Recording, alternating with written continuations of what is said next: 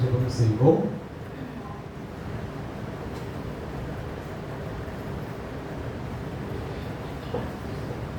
அல்லேலூயா.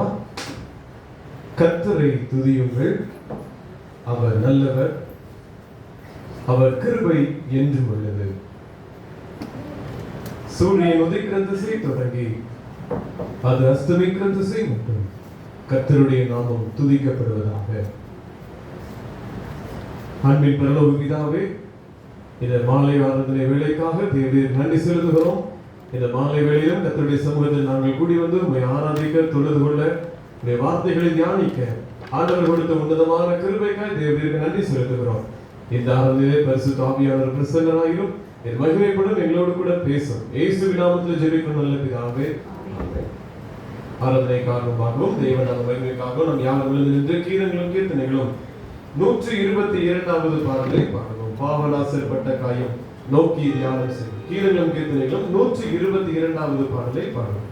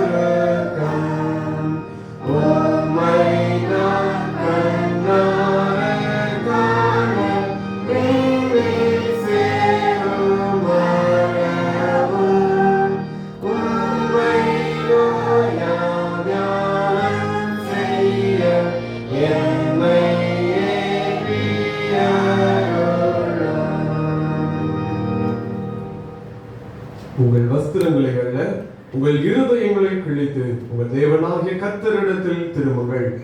அவர் இரக்கமும் மன உருக்கமும் நீடிய சாந்தமும் மிகுந்த கிருபையும் உள்ளவர். அவர் தீங்குக்கு மனஸ்தாபப்படுகிறவருமாய் இருக்கிறார். நான் எழுந்து என் தகப்பனிடத்திற்கு போய், தகப்பனே, பரத்துக்கு விரோதமாகவும் உமக்கு முன்பாகவும் பாவம் செய்தேன், இனிமேல் உடைய குமாரன் என்று சொல்லப்படுவதற்கு நான் பாத்திரன் அல்ல என்பேன். நமக்கு பாவம் இல்லை என்போம், ஆனால் நம்மை நாமே வஞ்சிக்கிறவர்களாக இருப்போம். சத்தியம் நமக்குள் இராது. நம்முடைய பாவங்களை நாம் அறிக்கையிட்டால் பாவங்களை நமக்கு மன்னித்து எல்லா அநியாயத்தையும் நீக்கி நம்மை சுத்திகரிப்பதற்கு கர்த்தர் உண்மையும் நீதியுள்ளவராய் இருக்கிறார். பிரியமான சகோதர சகோதரிகளே, நம்முடைய பரமபிதாவாகிய சர்வ வல்லமையுள்ள தேவனுடைய அளவிலான தயவினாலும் இரக்கத்தினாலும் பாவ மன்னிப்பை பெறுவதற்காக நாம் செய்த பலவிதமான பாவங்களையும் அக்கிரமங்களையும் அவர் சந்நிதியில் மாயமாய் மறைத்துக் கொள்ளாமல் பணிவும் தாழ்மையும் துக்கமும் கீழ்ப்படுதலும் உள்ள இருதயத்தோடு அறிக்கையிட வேதவசனம் பற்பல வாக்கியங்களில் நம்மை ஏவுகிறது. நாம் எக்காலத்திலும் தேவனுக்கு முன்பாக நம்முடைய பாவங்களை மனத்தாழ்மையை அறிக்கையிட வேண்டுவதும் அன்றி அவருடைய திருக்கரங்களினாலே நாம் பெற்றுக்கொண்ட மேன்மையான உபகாரங்களுக்காக ஸ்தோத்திரம் செலுத்தவும், மிகவும் சிறந்தவருடைய புகழை பிரஸ்தாபம் பண்ணவும், அவருடைய மகா பரிசுத்த வசனத்தை கேட்கவும், நம்முடைய சரீரத்துக்கும் ஆத்மாவுக்கும் தேவையானவர்களுக்காக வேண்டிக் கொள்ளவும் நாம் கூடி வந்திருக்கிற தருணத்தில் பாவங்களை அறிக்கிறது அந்த விசேஷ கடமையாக இருக்கிறது. ஆகையால் இங்கே இருக்க நீங்கள் யாவரும் சுத்த இருதயத்தோடும் தாழ்ந்த சத்தத்தோடும் பரம கிருபாசன தண்டையில் என்னுடனே கூட சேர்ந்து நான் சொல்கிற பிரகாரம் சொல்ல உங்களை வேண்டிக் கொள்கிறேன். ஜெபம் பண்ண கடவோம். பொதுவான பாவரிக்கு ஜெபத்தை யாவரும் சேர்ந்து எடுப்போம். சர்வ வல்லமையும் மிகுந்த இரக்கம் உள்ள பிதாவே, ஆண்டுகளை போல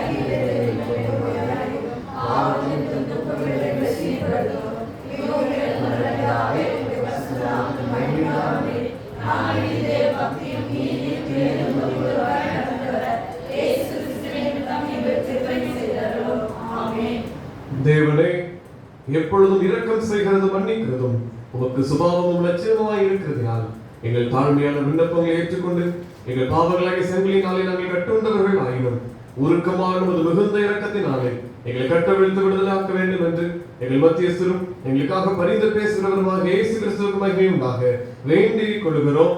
ஆமென். பரமண்டலில் இருக்கிற எங்கள் பிதாவே, எங்கள் நாமம் பரிசுத்தப்படுவதாக, ராஜ்யம் வருவதாக, விசுத்த பரமண்டலத்தை செய்வது போல பூமியை செய்வதாக, அன்பு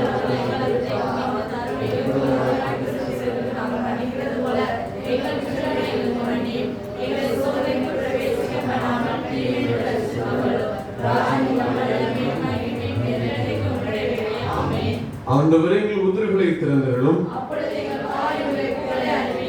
தேவனே, எங்களை ரட்சிக்க விரைவாய் வாரும். பிதாவுக்கும் குமாரனுக்கும் பரிசுத்த ஆவிக்கும் மகிமை உண்டாவதாக.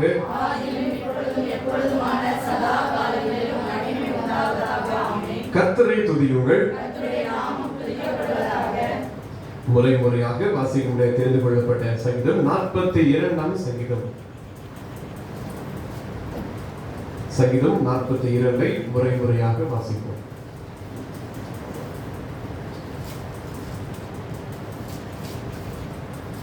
மானானது நீரோடைகளை வாஞ்சித்து கதறுவது போல, தேவனே, என் ஆத்துமா உம்மை வாஞ்சித்து கதறுகிறது.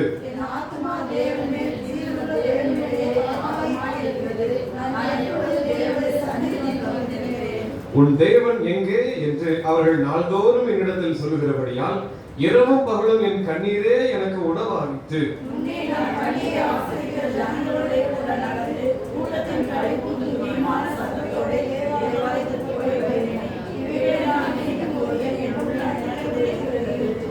என் ஆத்துமாவே, நீ ஏன் கலங்குகிறாய்? ஏன் எனக்குள் தீங்குகிறாய்? தேவனை நோக்கி காத்திரு. அவர் சமூகத்தை ரட்சிப்பின் நிமித்தம் நான் இன்னும் அவரை துதிப்பேன்.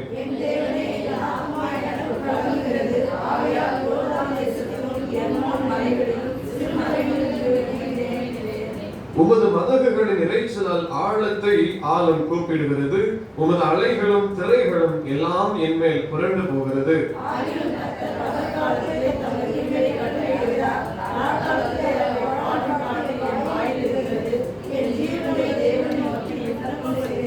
நான் என் கண்மலையாகிய தேவனை நோக்கி ஏன் என்னை மறந்து சத்துருவினால் ஒடுக்கப்பட்டு நான் ஏன் துக்கத்துடனே திரிய வேண்டும் என்று சொல்லுகிறேன்.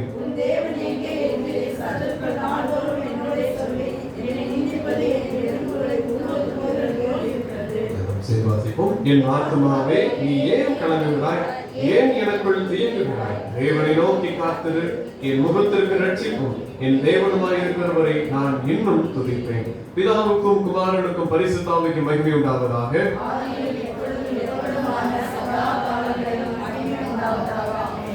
விசுவாசத்தை அறிக்கை செய்வோம். வானத்தையும் பூமியை படைத்த சர்வ வல்லமையுள்ள பிதாவாகிய தேவனை விசுவாசிக்கிறேன். அவருடைய ஒரே குமாரனாகிய இயேசு கிறிஸ்துவை விசுவாசிக்கிறேன். அவர் பரிசுத்த ஆவியினாலே கன்னிமரியாளிடத்தில் பிறந்தார். புதுகிலாத்தின் காலத்தில் பாடுபட்டு சிறை அறையுண்டு மறைத்து அடக்கமிடப்பட்டு பாதாளத்தில் இறங்கினார். மூன்றாம் நாள் மறைத்தோருக்கு எழுந்தலினார். பரமலத்திற்கு சர்வ வல்லமையுள்ள பிதாவாகிய தேவனை மறுவாசல் வீற்றிருக்கிறார். அவரிடத்தில் உயிருள்ளவரை மறைத்தோரில் நியாயம் இருக்கப்படுவார். பரிசுத்த ஆவியை விசுவாசிக்கிறேன். பொதுவாயிருக்க பரிசுத்த சபை பரிசுத்தவான்களை பாவமன்னிக்கும் சரீரம் உயிர்த்தெழும் நித்திய ஜீவன் உண்டு விசுவாசிக்கிறேன். ஆமென். தயவு செய்து உட்காருங்கள்.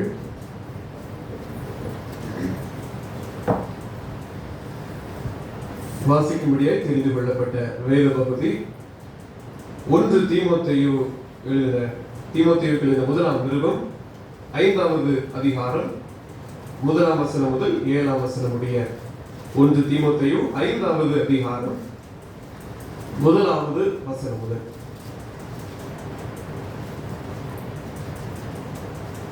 முதிர் வயதுள்ளவனை கடிந்து கொள்ளாமல் அவனின் தகப்பனை போலவும் பாலிய புருஷரை சகோதரரை போலவும் முதிர் வயதுள்ள ஸ்திரீகளை தாய்களை போலவும் பாலிய ஸ்திரீகளை எல்லா கற்புடன் சகோதரிகளை போலவும் பாவித்து புத்தி சொல்லு. உத்தம விதவைகளாகிய விதவைகளை கனம் பண்ணு. விதவையானவர்களுக்கு பிள்ளைகளாவது பேரன் பேத்திகளாவது இருந்தால் இவர்கள் முதலாவது தங்கள் சொந்த குடும்பத்தை தேவ பக்தியாய் விசாரித்து பெற்றால் செய்த நன்மைகளுக்கு பதில் நன்மைகளை செய்ய கற்றுக்கொள்ள கடவர்கள். அது நன்மையும் தேவனுக்கு முன்பாக பிரியமாய் இருக்கிறது. உத்தம விதவையாய் இருந்து தனிமையாய் இருக்கிறவள் தேவனிடத்தில் நம்பிக்கை உள்ளவளாய் இரவும் பகலும் வேண்டுதல்களிலும் ஜெபங்களிலும் நிலைத்திருப்பாள். சுகபோகமாய் வாழ்கிறவள் உயிரோடே செத்தவள். அவர்கள் குற்றம் சாட்டப்படாதவர்களாய் இருக்கும்படி இவைகளை கட்டளையிடு. வாசிக்க தெரிந்து கொள்ளப்பட்ட வேத பகுதி வாசித்தாயிற்று. இந்த நாளிலும் நம் தியானத்திற்காக ஆவிக்குரிய கலைகளிலே நாம் ஒவ்வொரு காரியமாய் தியானித்துக் கொண்டு வருகிறோம். 18வது காரியமாக நாம் இன்று தொடர்ச்சியாக தியானித்து வருகிறோம். ஆவிக்குரிய வாழ்க்கையிலே வளர்ந்தேறுவது மிக முக்கியம். அது வளர முடியாதபடி தடை செய்கிற சில கலைகளை தான் நாம் கற்றுக்கொண்டு வருகிறோம். அவைகளை நம்மிடத்திலிருந்து கலைத்து போடுவது மிக முக்கியமாக இருக்கிறது. இந்த வாசிக்க கேட்ட வேத பகுதியிலே 6வது வசனத்தை எடுத்தவர் வாசிகள். சுகபோகமாய் வாழ்கிறவள் உயிரோடே செத்தவள். சுகபோகம் என்கிற இந்த கலையை குறித்து நாம் இந்த நாளிலே தியானிக்க இருக்கிறோம்.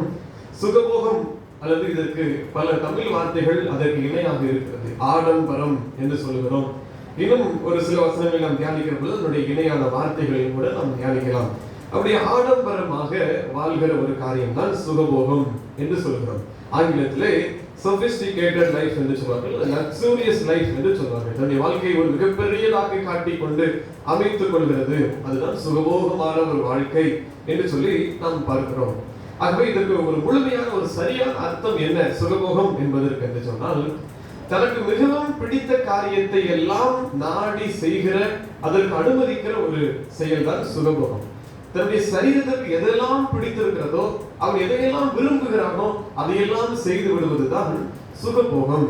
அது உணவாக இருக்கலாம், உடையா இருக்கலாம், அல்லது கண்களின் இச்சையா இருக்கலாம், மாம்சத்தின் இச்சையா இருக்கலாம், எதுவாக கூட இருக்கலாம்.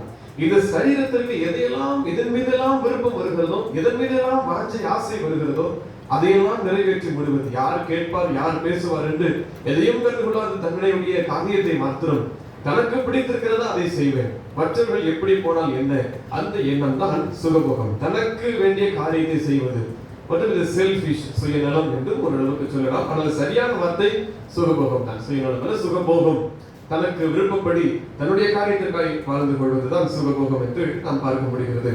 இந்த 1 தீமோத்தேயு 5ஆம் அதிகாரத்தின் 6ஆம் வசனத்தினுடைய இந்த சொல்லப்பட்ட இந்த காரியத்தை பார்க்கிறோம். சுகபோகமாய் வாழ்கிறவள் உயிரோடே செத்தவள் என்று. உயிரோடு இருக்கிறதுனால எந்த பிரயோஜனம் இல்லை. செத்தவள் என்றால் மரித்து போன ஒரு காரியத்தை தான் செத்தவள் என்று சொல்லுவோம். இந்த செத்த காரியம் எதற்கும் உதவாது, அது எழுந்திருக்காது, அது பேசாது, மற்றவர்களுக்கு பயன்படாது. அதே போலதான் இந்த உயிரோடு வாழ்கிறவன், சுகபோகமாய் வாழ்கிறவன் அவன் மரித்த நிலையில் இருக்கிற ஒரு மனிதன். மரித்தால் அவன் உலாவி கொண்டிருக்கிறது போல அதற்கு சமம். அவனை வைத்து எந்த பிரயோஜனமும் இல்லை. அவன் மற்றவர்களுக்கு ஆசீர்வாதமாக இருக்க போவதும் இல்லை. மற்றவர்களை குறித்த கரிசனையும் அக்கறையும் அவர்களுக்கு இருக்காது. ஆகவே வசனம் சொல்கிறது, சுகபோகமாய் வாழ்கிறவர் உயிரோடே செத்தவர், மரித்த ஒன்று ஒரு பிரயோஜனமும் இல்லை என்று பார்க்கிறோம். யாக்கோபு 2 தீமோத்தேயு 3ஆம் அதிகாரம் 4ஆம் வசனத்தை வாசிப்போம். 2 தீமோத்தேயு 3:4.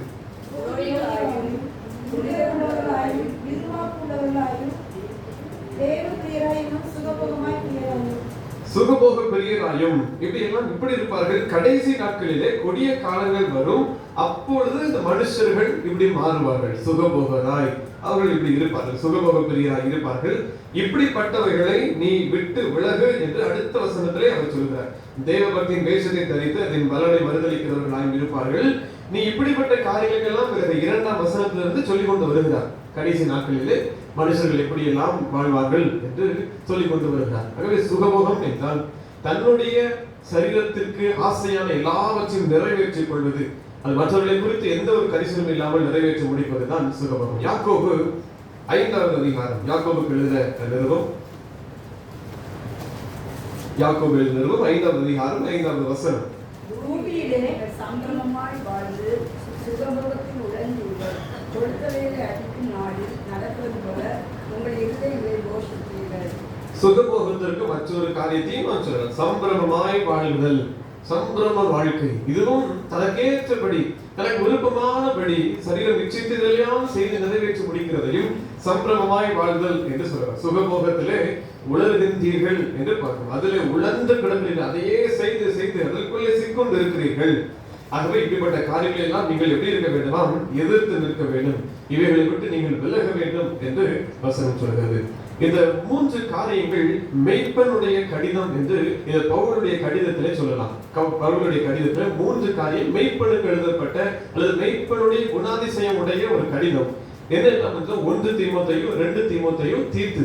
இந்த 3 கடிதமும் மெய்ப்பர்களுக்கு எழுதுகிற ஒரு காரியம். சபையில் இருக்கக்கூடியவர்கள் அல்லது மெய்ப்பனாக விசுவாசிகளா இருக்கிறவர்கள் எப்படிப்பட்ட குணநலன்களோடு கூட இருக்க வேண்டும் என்று அவர் எழுதுகிறார். இப்படி எழுதுகிற பொழுதுதான் இந்த 1 தீமோத்தேயு 5:6 சொல்கிறார், சுகபோகமாய் வாழ்வது இந்த பயன்படாத காரியம் என்று. திருச்சபைக்குள் இருக்கிறவர்கள் இப்படி சுகபோகமாய் வாழக்கூடாது என்று திருச்சபை ஜனங்களுக்கு அவர் எழுதுகிறார். அவர் எழுதுகிற கடிதம் தீமோத்தேயுவே இந்த காரியங்கள் எல்லாம் நீ விட்டு விலக வேண்டும் என்று சொல்லியும் யாக்கோபுக்கு எழுதுகிற பொழுது யாக்கோபு எழுதுகிற பொழுது அவர் அதை சொல்லுகிறார்.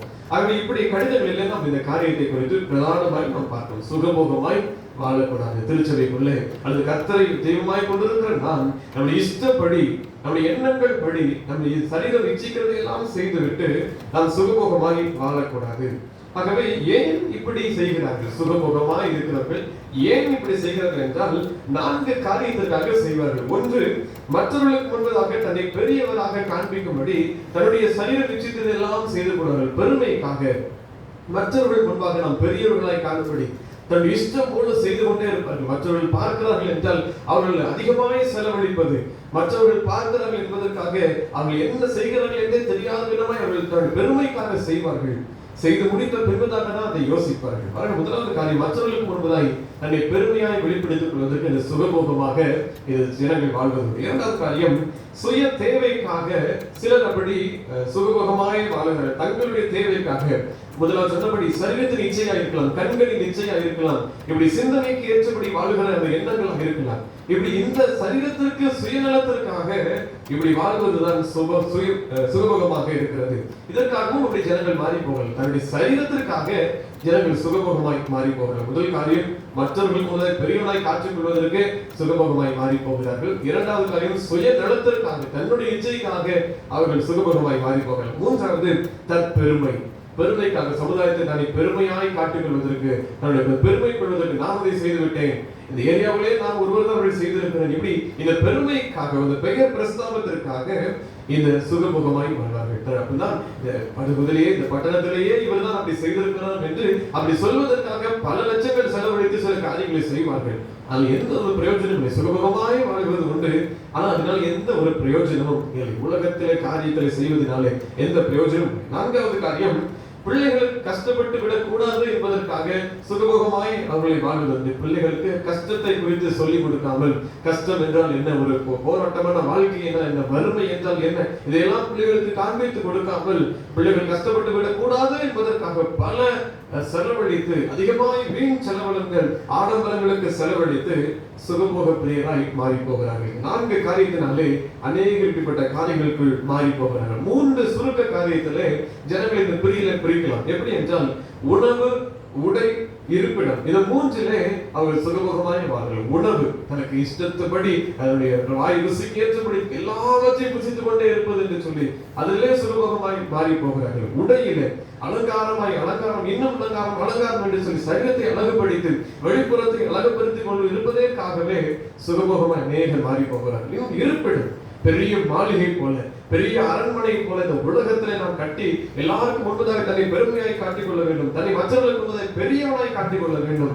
இந்த எண்ணம் வருகிற பொழுது சுகமுக பிரியராய் மாறி போகிறார்கள். 3 காரியம், உணவு, உடை, இருப்பிடம், இந்த 3லையும் நாம் கவனமாய் இருந்தால் இந்த கலைகளிலிருந்து நாம் காக்கப்பட முடியும். ஒரே ஒரு சம்பவம், 1 ராஜாக்கள் 4வது அதிகாரம் 7வது வசனம். 1 ராஜாக்கள் 4:7. ராஜாவுக்கும் அவன் அரண்மனைக்கு வேண்டிய உணவுப் பொருட்களை சேகரிக்கிற 12 மணியக்காரர் சாலமோனுக்கு இஸ்ரவேல் தேசம் என்றும் வைக்கப்பட்டிருந்தார்கள். அவர்கள் மாதத்துக்கு ஒவ்வொருவராக வருஷம் முழுவதும் பராமரித்து வந்தார்கள்.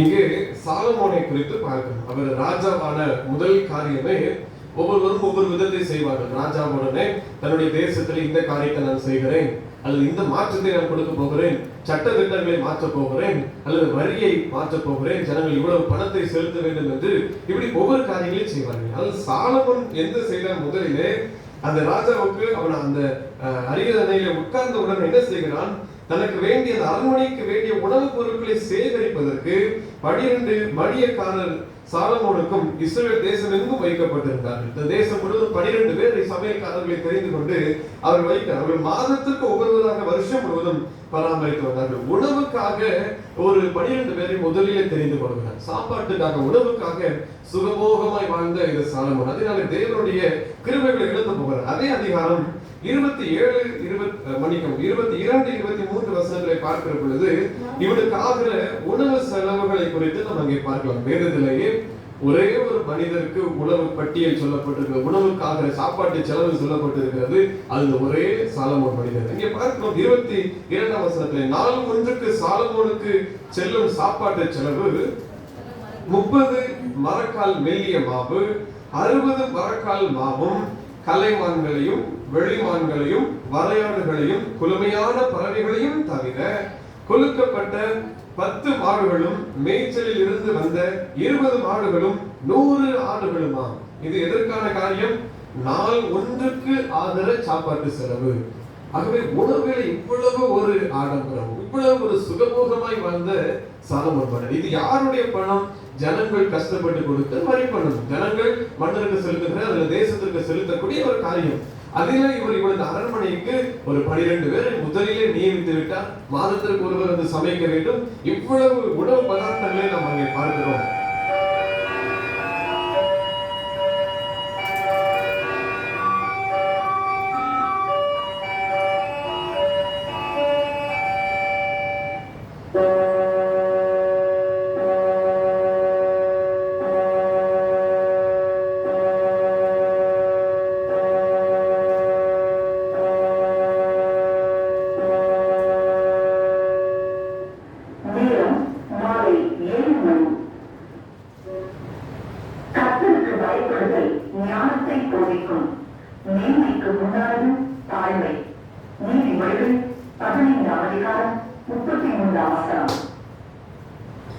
இந்த 2 வசனங்களை வைத்து ஒரு சிறிய கணக்கு நம்ம போட போறோம். 23ஆம் வசனத்தின் கீழ்ப்பகுதியிலிருந்து நீங்கள் வாங்க.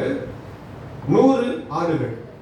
ஒரு ஆட்டினுடைய விலை எவ்வளவு சொல்லுங்க? ஒரு ஆட் 4000. ஆள் 6000. 10,000 வரைக்கும் கொடுத்த ஆடு 10,000. சரி, 100 ஆடுக்கும் 100 2 10. ஒரு ஆடு 10,000. 100 1 லட்சம் 10 லட்சம் 1 லட்சம். சரி, மாடு ஒரு மாடு கொடுத்த ஒரு மாடு 40,000. 50,000. 50,000னா அங்க எத்தனை மாடு? 20 மாடு. எவ்வளவு ஆச்சு? 20 மாடு 20 1 லட்சம் 10 லட்சம் 10 லட்சம்.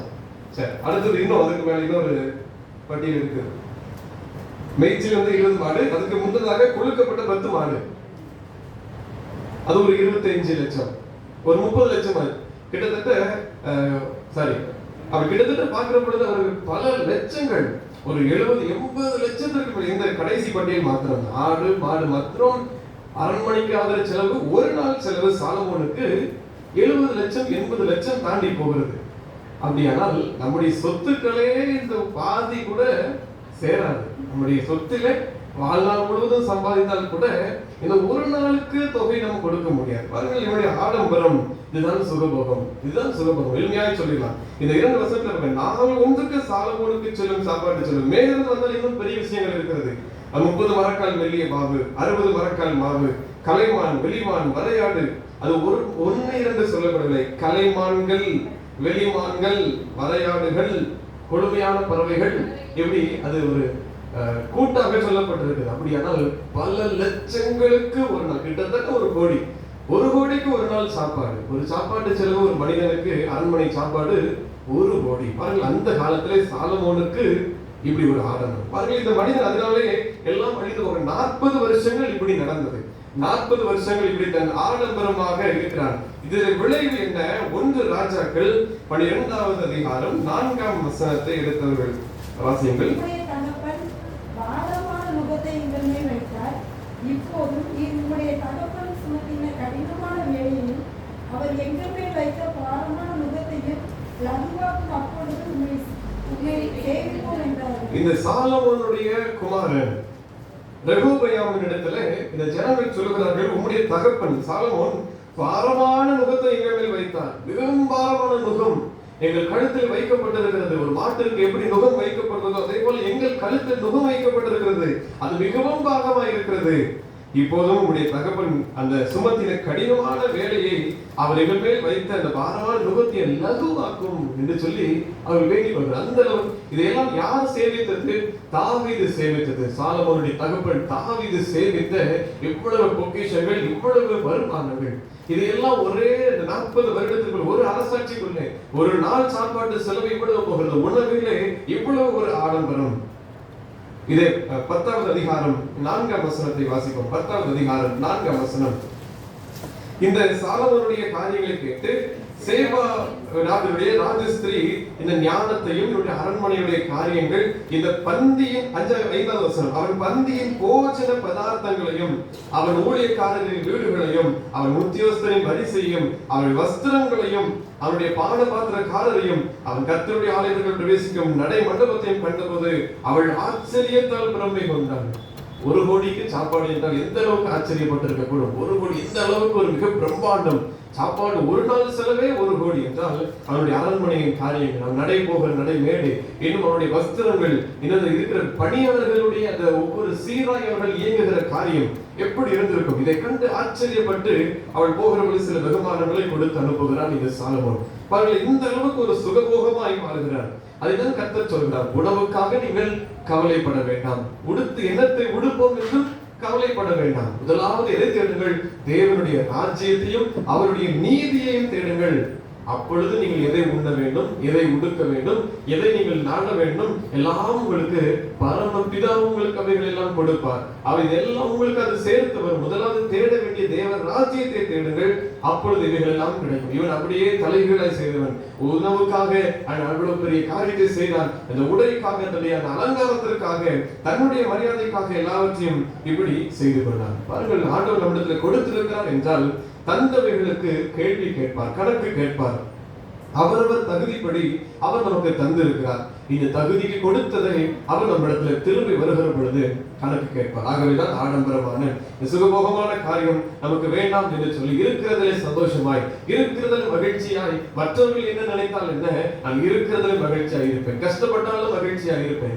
அநியாயமாய் வந்து அதிக வருமானத்திலும் கஷ்டப்பட்டு வருகிறது, கொஞ்சம் வருமானம் மொத்தம் கொஞ்சமா இருக்கிறது போதும், எவ்வளவு பெரிய காரியமா இருந்தாலும் இப்படிப்பட்ட ஆடம்பரங்கள் நமக்குள் வேண்டாம் என்று சொல்லி நாம் அங்கே தீர்மானிக்க வேண்டும். 1 ராஜாக்கள் 11வது அதிகாரத்தை பார்க்கிற பொழுது அங்கே இவனுடைய காரியங்களை, இவனுடைய அந்த காரியங்களை எல்லாம் பார்க்கிறோம். இவன் வெறுமனையா இந்த உணவு உடைகளை மாத்திரம் அல்ல, இந்த உணவின்படி சுகபோகமாய் வாழ்ந்து விட்டான்.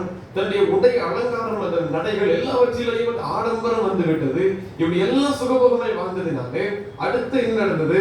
அந்நிய தெய்வத்தை தேடி போனான். அந்நிய தெய்வங்களை கர்த்தருடைய ஜனத்திற்கு மத்தியில் கொண்டு வருகிறான். கர்த்தருடைய ஜனங்களுக்கு மத்தியிலே அந்நிய விக்கிரகங்கள் கொண்டு வரப்பட்டது. அவன் தன்னையும் கெடுத்துக் கொண்டான், தன்னுடைய குடும்பத்தையும் கெடுத்துக் கொண்டான், சமுதாயத்தையும் அவன் கெடுக்க ஆரம்பித்தான். பாருங்கள், அந்த வசனத்தை பார்க்கிற பொழுது அவன் விபச்சாரம் செய்கிறவனாய் அல்லது அந்த காரியத்திற்கு இடம் கொடுக்கிறவனாய் மாறி போனான். விக்கிரகத்திற்கும் தன்னுடைய இச்சைக்கும் சுய எண்ணங்களுக்கும் அவன் விழுந்து போகிறான்.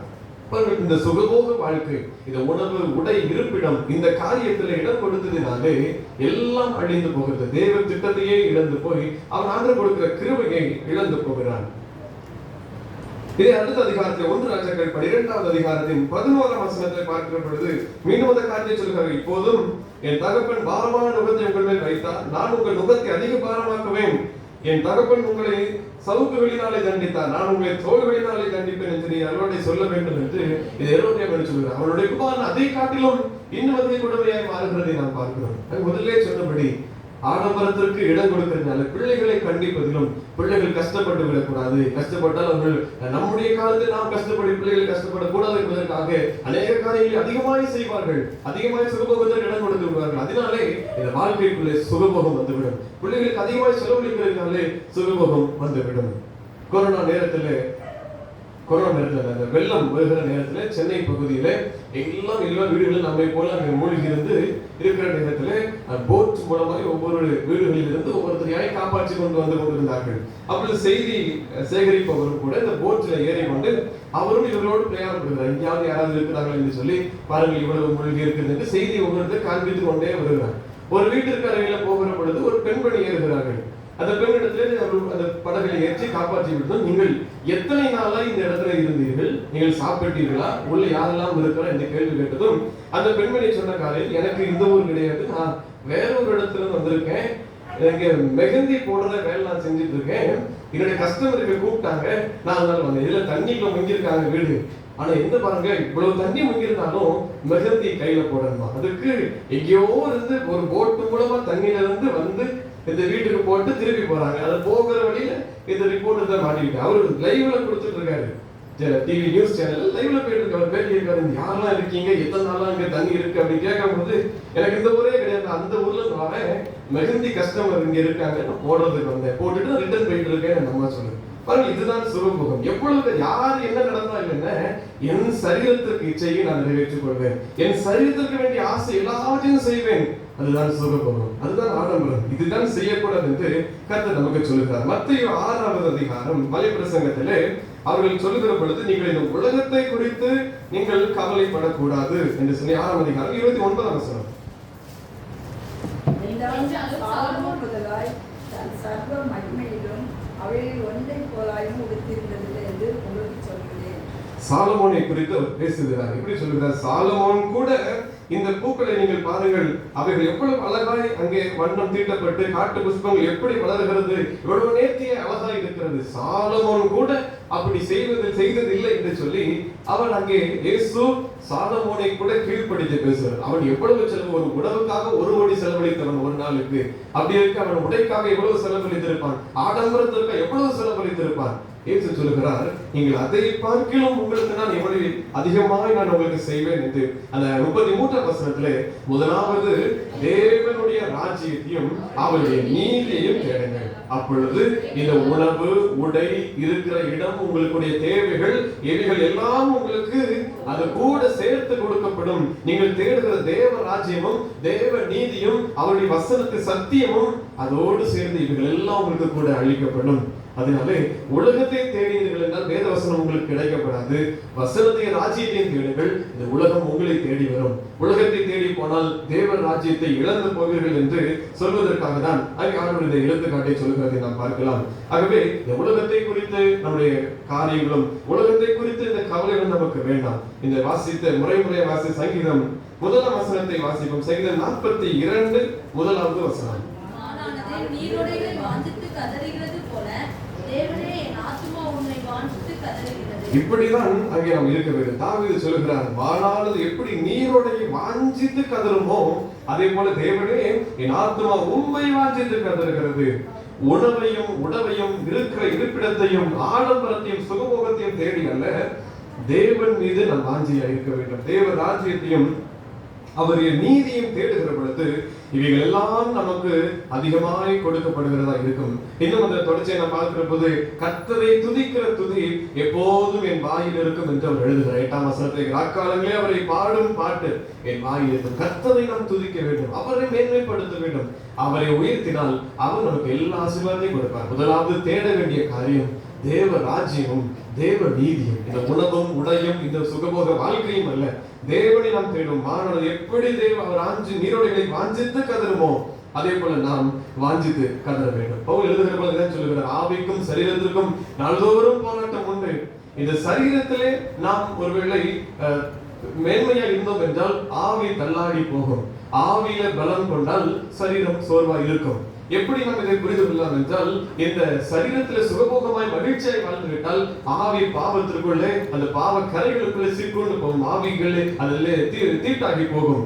சரீரத்தில் நல்ல சரீரத்துக்கு வேண்டிய எல்லா ஆகாரம், உடை, அலங்காரம், சரீரம் என்னென்ன கேட்கிறதோ அது என்ன போல் வாழ்ந்து விட்டால், இந்த உலகத்தின் காரியங்கள் படி நாம் வாழ்ந்து விட்டால் ஆவியில கலக்கம் உண்டாகும். ஆவியில மிகப்பெரிய போராட்டத்தை பார்க்க முடியும்.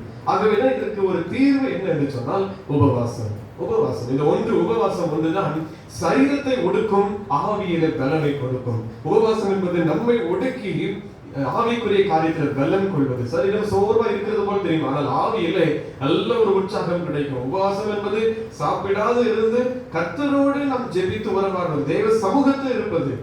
சமூகத்தில் இல்லாமல் இருந்தால் அது உபவாசம் அல்ல, அது பட்டினியாய் கிடப்பது.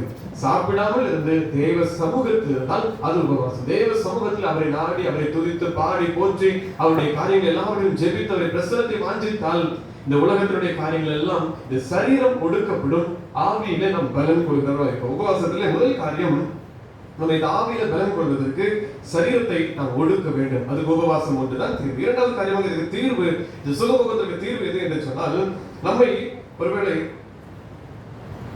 ஒடுக்கி காணப்பட வேண்டும், ஒருவேளை தாழ்த்துகிறவர்களாக நாம் காணப்பட வேண்டும், மன தாழ்மையா இருக்கிறவர்களாய் நாம் காணப்பட வேண்டும். இந்த ஆடம்பரத்திற்கு பெருமையாய் வாழ வேண்டும் என்று சொன்னால் இந்த ஆசைகள் எல்லாம் உள்ள வந்து நம்மை தாழ்த்துகிற பொழுது நாம் உயர்த்தப்படுகிறவர்களாக இருப்போம். மூன்றாவது காரியமாக ஆண்டவரை மாதிரியாக கொண்டு நாம் வாழ வேண்டும். அவர்களுக்கு முன்மாதிரியை வைக்கிற பொழுது அவர் எவ்வளவு பெரிய தேவனாக இருந்தாலும், அவர் தெய்வகுமாரன் என்பதை அவர் மேன்மையாய் பாராட்டதுபடி, அவர் ஒரு மாற்று தொழுவத்தில் எப்படி ஏழ்மையும் கோலமாய் வந்து பிறந்தார், அதே போல எவ்வளவு பெரிய இருந்தாலும் தாழ்மை வஸ்திரத்தை தரித்துக் கொள்ள வேண்டும். அப்பொழுது இந்த சுகபோகத்திற்கு நாம் நீங்களாக்கி ரட்சிக்கப்படுவோம். சுகபோகம் என்கிற இந்த ஆடம்பரத்திற்கு நாம் நீங்களாக்கி ரட்சிக்கப்படுவோம். இந்த சுகபோகம் நம்மிடத்தில் இருக்குமானால் நம் ஆவியில கலக்கம் உண்டாகி நாம் இந்த தேவ ராஜ்யத்தை இழந்து போவோம். உலகத்தின் காரியத்திற்கும், உணவுக்கும், இன்னும் சரீரத்திற்கும், அலங்காரத்திற்கும் இவைகளுக்கு இடம் கொடுத்தா தேவ ராஜ்யத்தை இழந்து போவோம். ஆகவே தேவ ராஜ்யத்தை முதலாவது தேடி வசனத்துக்கு முதல் இடத்தை கொடுத்து சரீரத்தை ஒடுக்கி,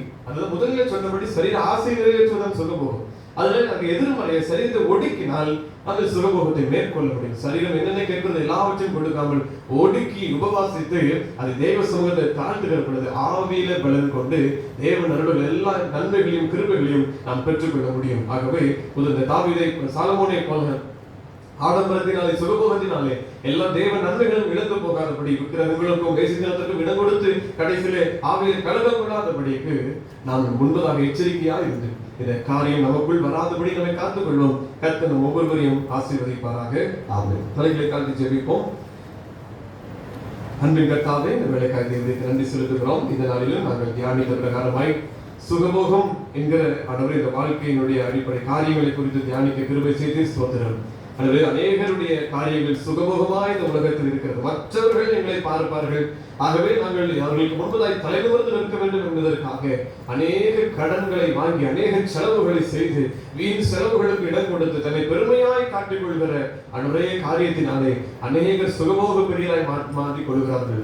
எப்பொழுதும் நான் பெரியவராய் காண்பிக்க வேண்டும் என்று அதிகமாய் செலவழித்து சுகபோக பெரியராய் ஒவ்வொரு மாறி போகிறார்கள். அதுபோல தற்பெருமைக்காக சுய நலத்திற்காக சரீரம் எதையெல்லாம் கேட்கிறதோ, கண்கள் இச்சை, மாம்சத்தின் இச்சை, தினம் சரீரம் எந்தெந்த ஆசையெல்லாம் நிறைவேற்ற கேட்கிறதோ அந்த ஆசையெல்லாம் நிறைவேற்றி கொடுத்து அது பேராசையாய் மாறி அது கடைசியில் அழிவுக்கு கொண்டு வருகிறது, சுகபோகத்திற்கு கொண்டு சென்று விடுகிறது.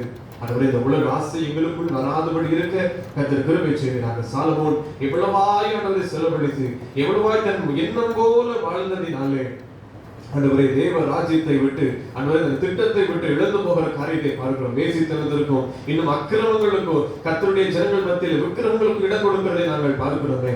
கர்த்தர் அவைகளில் நின்று எங்களை நீங்களாக ரட்சிக்கிறார்கள். சுகபோகம் எங்களுக்குள் வந்தால் நாங்கள் தேவனை மறுதலித்து விடுவோம். நாங்கள் அவர்களை அதிகமாய் சம்பாதிக்கிறதுனாலே, அதிகமாக எங்களுக்கு கிடைக்கிறதுனாலே மறுதலித்த கர்த்தர் யார் என்று சொல்லாதபடிக்கு எங்கள் படியை எங்களுக்கு அளந்து எங்களுக்கு போதித்தரும் என்று சொல்கிற பிரகாரமாய் எங்களுடைய படி அளந்து எங்களுக்கு போஷிப்பீராக. அதுவரை அந்த விதமாய் நாங்கள் அதற்கு ஏற்ற நேரங்களில் எங்களுக்கு தேவையான காரியங்களை நாங்கள் செய்யத்தக்கதாய் எங்களுக்கு கிருபை தரும். எங்கள் காரியங்களுக்கு மிஞ்சி எங்கள் தகுதிக்கு மிஞ்சி நாங்கள் எதையும் செய்யாதபடி இருக்க கர்த்தர் கிருபை தருவீராக. அதுக்கேற்ற வழிநடத்துதல் எங்கே தாரும். மற்றவர்களுக்காய் இல்லை, எங்களுக்காய் நாங்கள் வாழணும். கர்த்தர் முன்பதை நாங்கள் நீதிமன்றங்களை வாழுவதற்காய் நாங்கள் வாழணும். கர்த்தர் பார்க்கிறார் எங்கள் இனத்தோடு கூட தெய்வத்தோடு வாழ்வதற்கு கர்த்தர் கிருபை செய்கிறாங்க. எங்களை நாங்கள் தீட்டுப்படுத்தாதபடி, எங்கள் ஆவியை நாங்கள் கெடுத்துக் கொள்ளாதபடி, அதனுடைய சரீரத்தை ஒடுக்கி கீழ்ப்படுத்தி அதனுடைய ஆவியில பலம் கொள்வதற்கு உற்சாகம் கொள்வதற்கு கர்த்தர் கிருபை செய்கிறாங்க.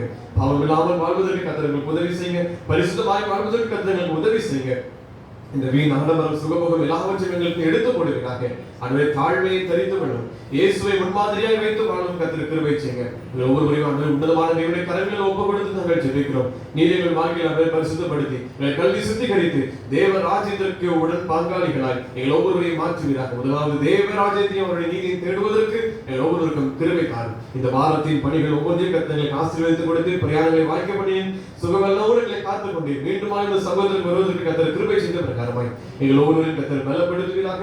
ஒவ்வொரு சமூகத்தை எங்கள் ஒவ்வொரு ஜெபிக்கிறோம். நாளை தின ஆரம்பில் ஜனங்கள் ஏற்ற நேரத்தில் கூடி வரும். கர்த்தருடைய பந்தியில் ஆயுதத்தோடு பங்கு வருவோம். கர்த்தர் கிருபை தாரும். அப்பத்தை மிக்கலும் வெளிப்படுத்தும். ஒவ்வொருவரும் புது ஜீவனை, புது அந்த உடன்படிக்கையை புதுப்பித்துக் கொள்வதற்கு புது பலனை பெற்றுக்கொள்ள கர்த்தர் கிருபை தருவீராக.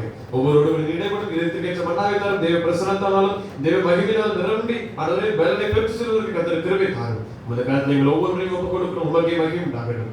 இயேசு கிறிஸ்துவின் நாமத்திலே ஜெபிக்கிறோம் நல்ல பிதாவே. ஆமென். நம்ம விழுந்திருந்து திருச்சபை பணிக்காக நாம் ஜெபிப்போம். அந்த பகுதிக்கு நாம் சென்று ஜெபிக்க முடியாத நிலை இருக்கிறதுனாலே நாம் இன்று நாம் ஜெபிப்போம். தளம் அமைக்கிறதற்கான அடித்தள பணிகள் ஒவ்வொன்றும் நடைபெற்றுக் கொண்டிருக்கிறது. இந்த பணிகள் தரை தளம் அமைப்பதற்கான எல்லா காரியங்களும் நேர்த்தியாக நடைபெறுவதற்கு நாம் ஜெபிப்போம். கான்கிரீட் பில்லர் அமைக்கிற பணி நிறைவு பெற்றிருக்கிறது. கர்த்தர் நமக்கு ஒவ்வொரு காரியம் நேர்த்தியாக செய்து கொண்டிருக்கிறார். தொடர்ச்சியாக நடைபெறுவதற்கும் நாம் ஜெபிப்போம். அன்பின் கர்த்தாவே, எங்கள் ஆலய கட்டுமான பணிக்க நாங்கள் தொடர்ச்சியாக ஜெபிக்க ஆண்டவர் கிருபை தருகிறீர். ஆண்டவரே, பில்லர் கான்கிரீட் ஆண்டவர் நடைபெறுவதற்கு கர்த்தர் கிருபை செய்து ஸ்தோத்திரம். நேர்த்தியாய் அமைப்பதற்கு கர்த்தர் எங்கள் தேவைகளை சந்தித்து வருகிற திராணிகளை அவரை கொடுத்திருக்கிறீர். ஸ்தோத்திரம். தடையில்லாமல் அனுதினம் நடைபெற கர்த்தர் கிருபை தாரும். தளம் சீக்கிரத்தில் அமைக்கப்பட்டு இதற்கு மேற்கட்ட பணிகள் ஆண்டவரே மேலுடைய கான்கிரீட் போடுகிற பணிகள் ஒவ்வொன்றும் சென்றிங் அடிக்கிற பணிகள் ஒவ்வொன்றும் நேர்த்தியாக நடைபெறுவதற்கு கர்த்தர் கிருபை தருவீராக. தினமும் வருகிற பணியாளர்களுக்கு வேண்டிய பாதுகாவலையும் பலனை சுகத்தை கர்த்தர் கட்டளையிடுங்க. வருகிற ஒவ்வொருவரும் ரட்சிக்கப்பட்டு கர்த்தரை ஏற்றுக்கொண்டு செல்வதற்கு கர்த்தர் கிருபை தருவீராக. இந்த ஸ்தலத்தில் வேலை செய்தது நல்லது, கர்த்தருடைய ஆலயத்தை கட்டினது நல்லது, அதனால என் குடும்பத்தை கர்த்தர் ஆசீர்வாதத்தை கொடுத்தார் என்று ஒவ்வொருவரும் சொல்லத்தக்கதாய் அவருடைய கிருபைகளை தருவீராக. அதுவரை உற்சாகமாய் காணிக்கை கொடுத்து கொண்டு ஒவ்வொரு பலப்படுத்தும் ஆசீர்வதிங்க. அவருடைய தேவைகளை சந்தித்து அவருடைய இன்னும் கர்த்தருடைய ராஜ்யத்தில் கட்டுகிற பணியில அநேகரை இணைத்துள்ளாக. உமது நாமம் மகிமைப்படட்டும். தடையில்லாமல் நடைபெறுவதற்கு இயற்கையை சாதகமாய் மாற்றித்தார். பொருட்கள் ஒவ்வொன்றுமே கிடைக்கும். கர்த்தர் கிருபை தாரும். உமக்கு மகிமை உண்டாகட்டும். நிலை தாழ்த்தி ஒப்புக் கொடுக்கிறோம். நீர் பெருகவும் நாங்கள் சிறுகவும் வேண்டும். இயேசுவின் நாமத்தில் ஜெபிக்கிறோம் நல்ல பிதாவே, ஆமென். நம்முடைய கர்த்தராகிய இயேசு கிறிஸ்துவினுடைய கிருபையும் பிதாவாகிய தேவனுடைய அன்பும் பரிசுத்த ஆவியானவருடைய ஐக்கியமும் நம் அனைவரோடும் கூட இப்போதைக்கு இருப்பதாக, ஆமென். இந்த அருள் காலத்தில்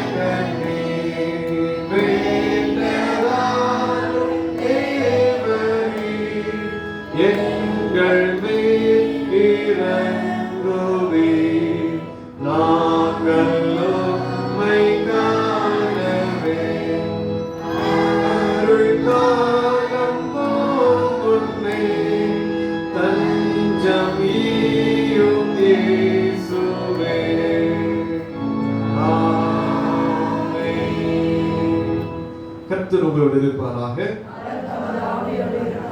தெய்வ சமாதானத்தோடு சென்று வருவோம்.